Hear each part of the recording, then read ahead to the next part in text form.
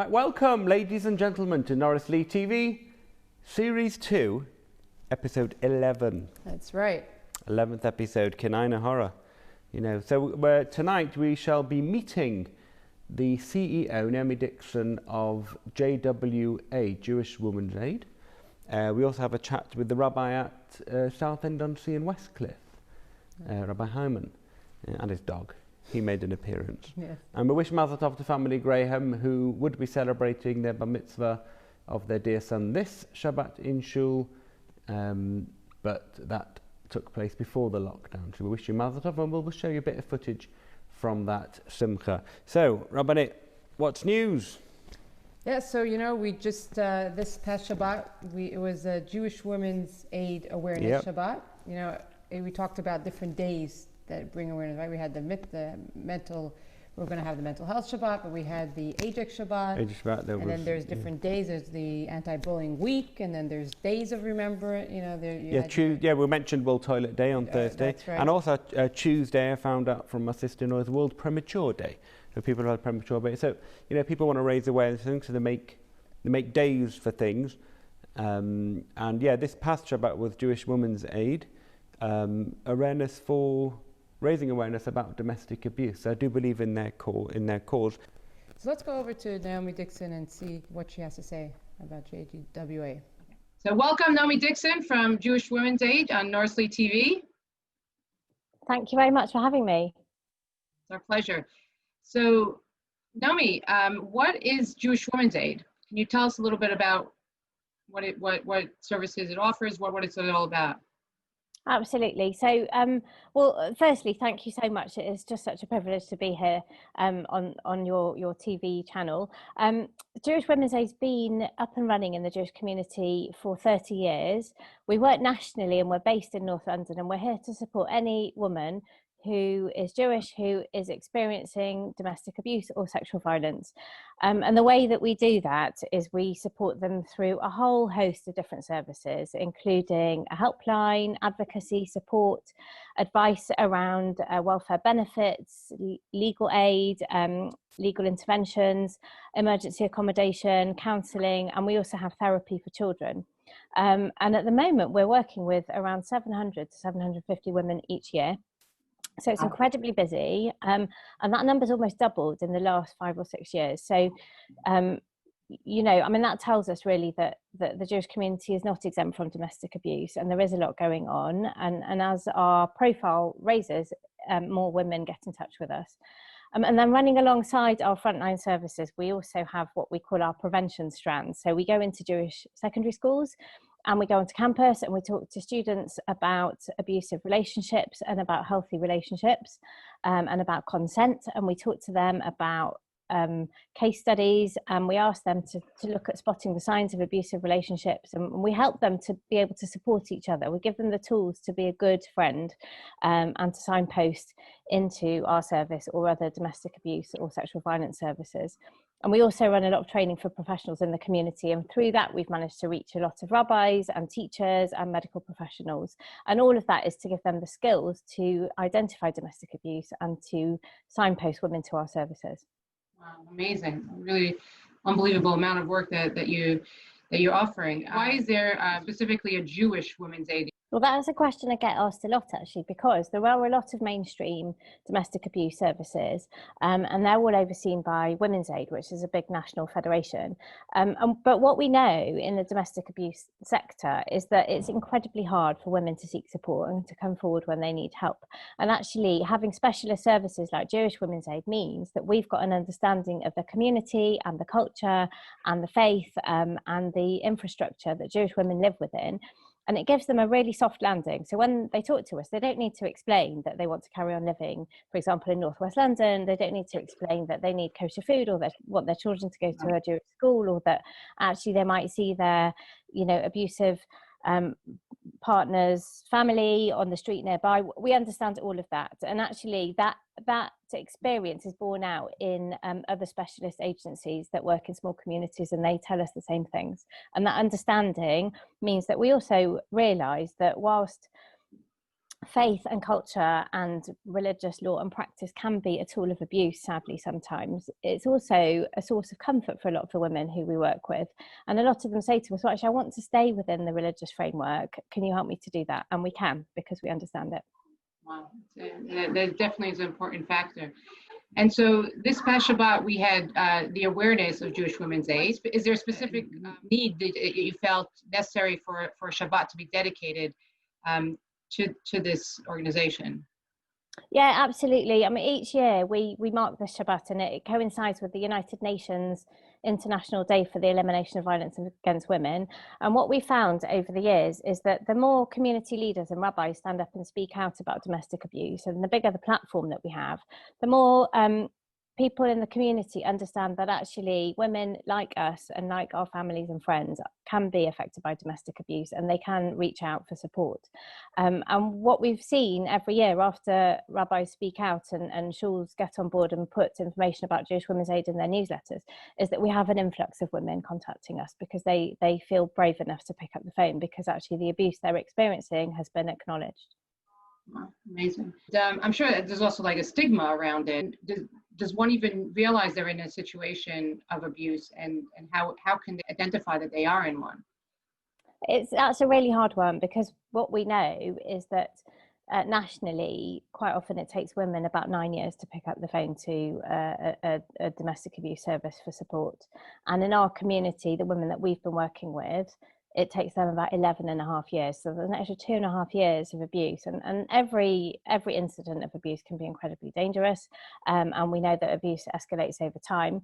But what we also know is that women who we talk to quite often will phone up and say, well, something's wrong with my marriage and it just doesn't quite feel right. And you know, I've worked with so many women who've really just still loved the man that they married and still hope that everything will improve and still accept every apology for every incident of abuse. And that's a really difficult thing to, you know, there's a lot of shame, there's still a lot of taboos around domestic abuse, and it's still really, really hard to pick up the phone and say, I need help. And women struggle to characterize what's going on as abusive for that reason. And we do a lot of work with them around that. And that's why it's really important to be able to kind of get the word out that actually there is domestic abuse in the community, and women need to be able to pick up the phone without feeling embarrassed or upset to do so. The help is there. I mean, I know you mentioned earlier about the services that you offer, and targeting the young adults, even the youth, to be able to recognize what a good relationship looks like, and it's important to train them to see how to respond and how they're feeling in a relationship. So that's and as well as the children, right? The children of the abuse, you also offer services for them as well. Yes, so we've got 3 children's therapists who work with the children of the women that we work with, because women have told us, particularly during lockdown, that those children have experienced an awful lot of trauma. They've witnessed far too much abuse, and sometimes, for those children, it plays out at school or with their friends. And the whole aim of that therapy is to give them the tools to become more resilient, to not blame themselves for what they've seen, and to be able to form their own healthy relationships. Amazing. Well, Yasher Koach on all the work that you do on behalf of the women, and especially the Jewish women in our community. And I know there's something coming up this week on Thursday evening. There's a special event for women. Well, it's not just for women; it's for anybody. It's a televised small production run by Jewish Women's Aid called Lockdown Unmasked, and it's an event hosted by Emma Barnett, where she's interviewing the new Domestic Abuse Commissioner, and also Norina Hertz, who's an author and an economist and philosopher. So it should be really interesting, and all the information about that's on our website. This is important. Definitely important message to get out to people, to know that there is a number to call, and like you said, when the leaders speak out on this, it takes away that stigma. Yes, absolutely. So we're so lucky, because Jewish Women's Aid's got the support of rabbis and leaders across the breadth of the community, and we've had small films sent to us by the chief rabbi and the head of all the other religious groupings, which is fantastic. And when I talk to colleagues from other faith groups in the sector, they're always just so impressed and amazed that we have such strong support from the rabbinate in the community, because they understand that that really makes a huge difference. Well, thank you very much for joining us. Thank you so much for inviting me. It's lovely to talk to you. Thank you very much, Naomi. It's really incredible about all the services they offer for women, and Yasher Koach, and it's important that we bring awareness to this issue. In fact, when I was chaplain at Manchester University, I brought them on campus several occasions to speak to our students there, and they ran sessions and workshops on how to identify early signs of abuse, which I think is very important for university students. It was quite eye-opening to some, and very important, the work that they do, and they offer support to women who are in abusive situations. They will also refer men if they're in a situation they're being abused as well, but that's not their thing, but they will point them in the right direction, as it were. So you went on a little trip to meet Rabbi Hyman. I did. I checked with the government guidelines if I'm allowed to go. My girls were on half term because... You were doing work for Northley TV? I was doing work for Northley TV, and I checked government guidelines. You can go to work, and also you're allowed to drive to an open space. No. Even though we've got Hampstead Heath right opposite where we live. But that is an open space, and technically it's part of London because they call their airport London Southend Airport. Oh. I think that's just to get people to travel there instead of the big ones here.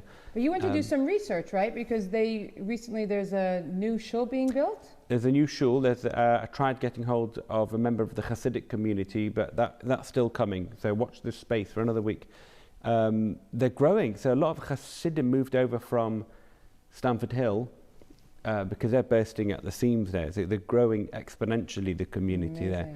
So they're going further out. It's Canvey Island. They're going to, even in London, they're going to Enfield, places like that. Wow. And Westcliff and Southend. There's Heimish Yidden, these women with hats and the men with the pays that are, on the promenade, and they live there. Right. I know. We went to over the summer. We went to Canvey Island. There's a little kosher shop there, and it's nice. I mean, it's a nice little sea. It's a Thames River. Well, Canvey Island's a bit further away from there. It's like further in, if you know what I mean. This is on the front. We went to Koshery, the kosher shop. I've been there before anyway. And a fully functional kosher grocery store, not as big as Kosher Kingdom, but anything you would need to lead a kosher life there. It took an hour to get there? About an hour and a quarter. Actually, it was a good day to go because my kids were on half term, because the Jewish schools, they've got a different half term than most other schools because they were off for Yom Tov. Right. So they made it up for it, and not that they need a break. My older son's self-isolating. His whole year in Hasmonean was sent home. But I guess the teachers need a break, so that's fair enough. So I had the day with the kids. So we went on a walk along the promenade, went to visit the rabbi, went to look at the shul. Actually davened mincha outside the shul there. It was locked, but I davened outside. At least it's a place of a shul. I'm sure he was very happy to see you, Yeah. Rang him up. I know him anyway from years ago. He's quite a character. Right. Rabbi Hyman. So let's meet Rabbi Hyman. Well, Rabbi Hyman, how are you? Baruch Hashem. Nice to see you in your locale. So just been to see the shul around the corner from your house, closed. It's closed. As it should be. How have you found it here in your lovely community? Well, it's a wonderful community. Lots of volunteering going on during COVID-19. We run our own shop, and we have a chesed club does the deliveries to people who can't get out and stuff like that. So it's really been good. It's galvanized the community into even more volunteering than went on before. To me, do you know how many shuls have said that? That it shows you really that the power of the community goes way beyond the physical walls of the shul, and you're actually a community even though there's no daily services. But I noticed there's a large influx of the Haredi community growing here in Westcliff. Has that worked well with your shul? Yes, it has. I'm friendly with them all.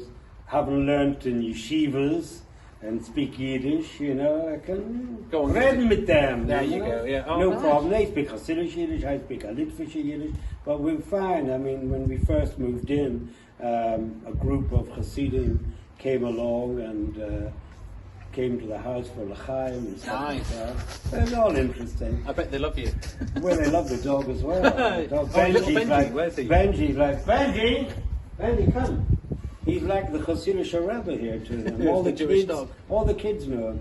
To the extent, we were walking up on the front one day, and this woman came up to him and said, "Is that the famous Benji?" I said, "Yeah." I said, "Do you live down?" She said, "No. We live in Stamford Hill, but we've heard from people here all about Benji." Oh, that's They're nice. good. Oh, that's He's a good. dog friend. So you plan on reopening again 2nd of December? Please God, we're all geared to open up again. We're running Shacharis. Do you have a daily minyan? We did have a daily minyan before lockdown, but we only opened up Monday and Thursday for Right. Shabbos. Laning days. Yeah, it was difficult. A lot of people are isolating. They don't Yeah. want to show and stuff like that. So it's been a challenge, but I've done a lot of stuff online, on our Facebook page and through Zoom. We've had events and stuff like that. My Gemara Shir is done On Zoom. On Zoom. And I might join that. yeah, come along. We're doing Tanis at the moment. Tanis. We have We're a good doing laugh. sukkah, We have yeah. a whiskey. Doesn't cost me any money because they're all drinking their own. It's So on Zoom, yeah.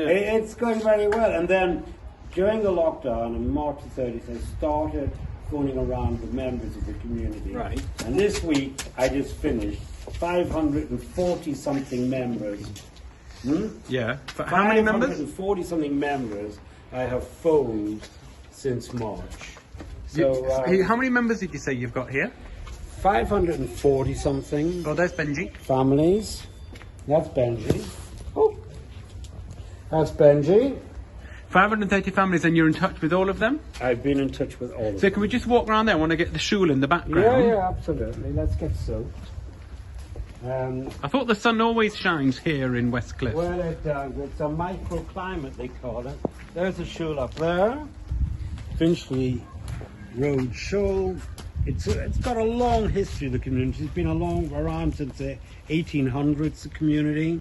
They've been in different places. Rabbi Shepson collected all the money for this Oh, really? building. He I've went just seen the around- Jewish care home. We just drove past there. Yeah, the Shepson, yeah. Shepson And that's Lodge, named after Rabbi yeah. Shepson.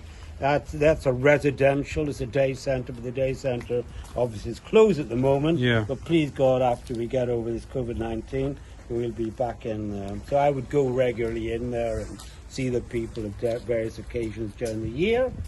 And good. Wonderful. Oh, well, thank you, Rabbi Hyman. So lovely to see you on the lovely Kindle. So they were just standing outside the rabbi's house. There's the shul, and if you look all the way down there, you can kind of see a bit of the sea there. There you go.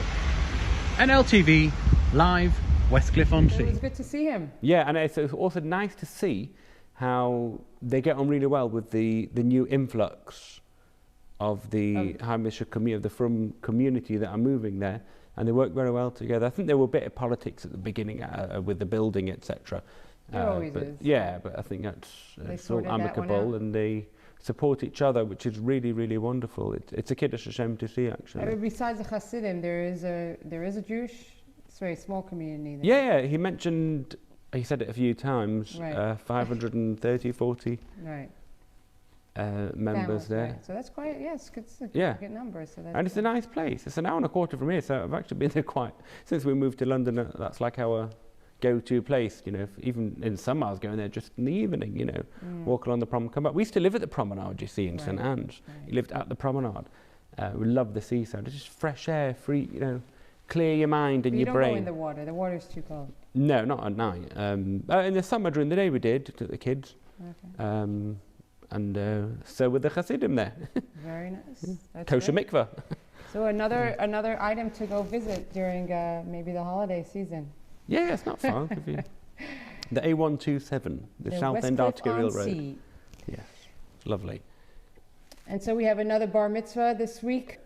The Graham, they were the last ones that were able to get into the shul. It was the last service before we shut Shut the down doors. was That's what- Noah Graham's laning was the last thing that took place in this shul in public. So Yes. after he laned his piece, which you're going to see footage of very shortly, We shut the doors to the public. Very emotional. Yeah, it was. It was weird. It was weird, but we knew. Even coming here now to record, I feel like I don't feel like. That's right. I know this place. But we hope that this will be the last week, and we'll be able to get back in next week. We have our bat mitzvah coming up. Mazel tov. So yes, Hanukkah. We're hoping to be in Shul. Yeah, the 8th day of Hanukkah. Save the date, the 17th of December. It's in the diary. Look out for the invitation. Yeah, Mazel tov. And it will be out there. So we're getting very excited, getting ready for that. Good, good. And I hope it all works out with what you want to do. Listen, if we're not in Shul, then we'll be at home streaming it. Either way, we're streaming it because unfortunately the family can't come. Of course, you've got your parents in. Parents in New York and my in-laws in Australia, so they can't come. It is what it is, and family and parents and friends. So it's in Israel, but it is everybody's in. So it'll be live. So it'll be here and streamed, and zoomed in, So. Very exciting time. So let's meet the Grahams. Yeah.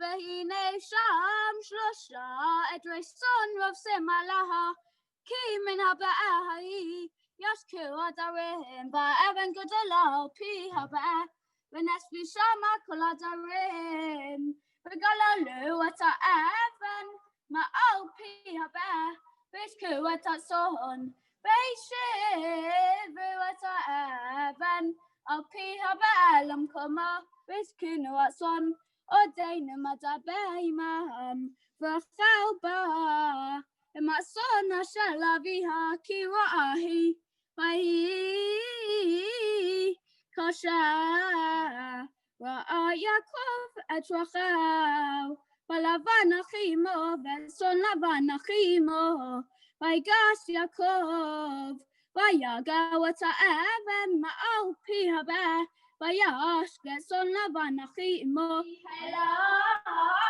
אדוני את ישראל ממצרים ונביא נשמע יחס אפרים תמרים ושמע בעליו יטוב ואחר כתוב.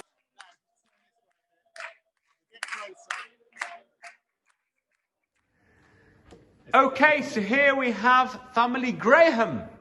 Woo! Woo! And Noah, on the right, has just laid the entire Parashat Vayetze.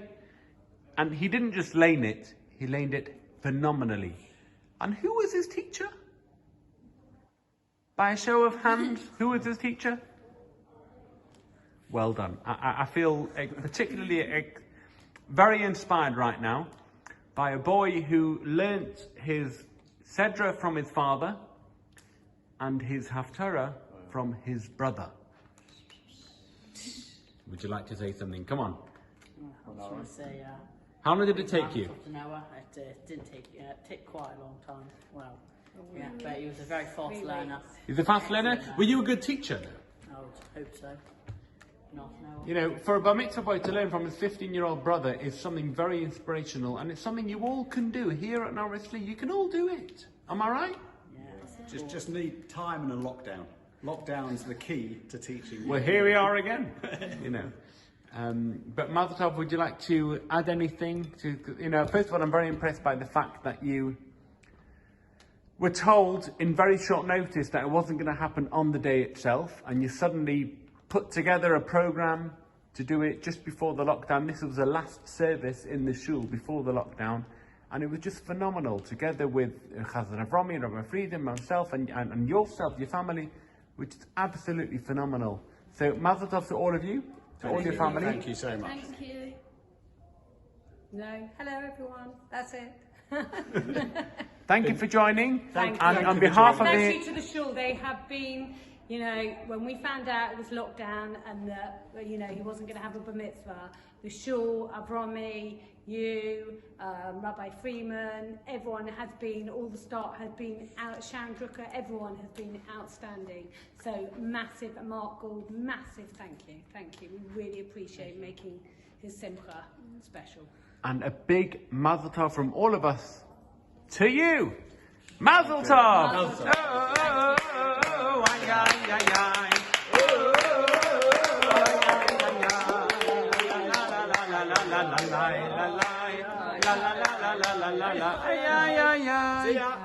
Oh, they're a lovely family. They're beautiful again. Yeah, and he taught him his bar mitzvah seder himself. Yes, the father did an amazing job. It was unreal. It was quality laning. I was quality listening. laning. Yes, Yeshakach.